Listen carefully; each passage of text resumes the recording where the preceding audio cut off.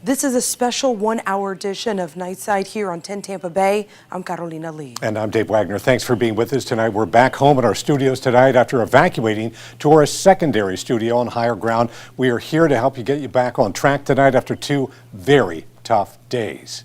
First tonight, we have crews across the state bringing you team coverage of the aftermath of Hurricane Ian. Today, we got our first look at the magnitude of the damage behind Hurricane Ian and what it left behind. One of the areas hardest hit by this storm, Fort Myers and Sanibel Island. These are just some of the images we got from Sky 10 earlier today. Homes underwater, buildings destroyed, and roads washed away. Yeah, 10 Tampa Bay's Jennifer Titus spent the day in those hard-hit areas. Jen, what are you seeing out there tonight? Well, Dave, we took I-75 down here, and really when we started seeing the signs for Venice, you could literally just turn your head right, and every few seconds you would see trees to the ground on top of houses, water on the onways onto I-75, stopping cars. And then, of course, once we got down to Fort Myers, that destruction just continued. So many trees, like the one you see behind me, down trees, down power lines. I'm actually standing right in front of a hotel, but you wouldn't be able to tell because it's completely dark. There's no power, there's no water. And unfortunately, that's the same story for most here in Fort Myers. Take a look at this video right here. This is video that we just took earlier today in the downtown Fort Myers area, and it's literally boats decorating streets,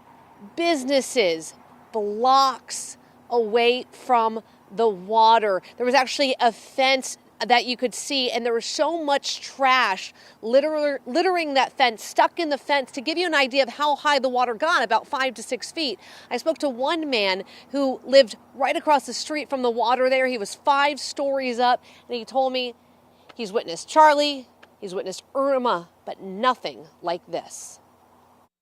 Building held up wonderful. It didn't creak in Irma, and this time we could feel it a little bit, and if you stood in the center near the elevators, you could hear it settling one way and then settling the other. It was kind of like it being in an old house, but you're in High Point.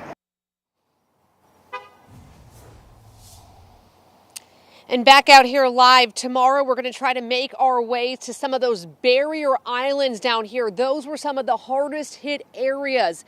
And the good news for so many here, while we're trying to make our way out, so are emergency crews. When we were driving down I-75, we were passed by front loaders, tree trimmers, medic helicopters, rescue boats. So many people staged here waiting for the call for anybody that needs help.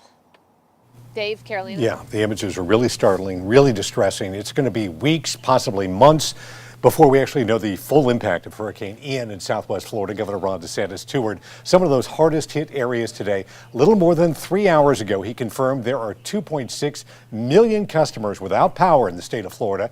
Wireless companies are bringing in 100 cell towers to help with communication. 8,700 people have already signed up with FEMA for assistance. The governor said recovery started first thing this morning.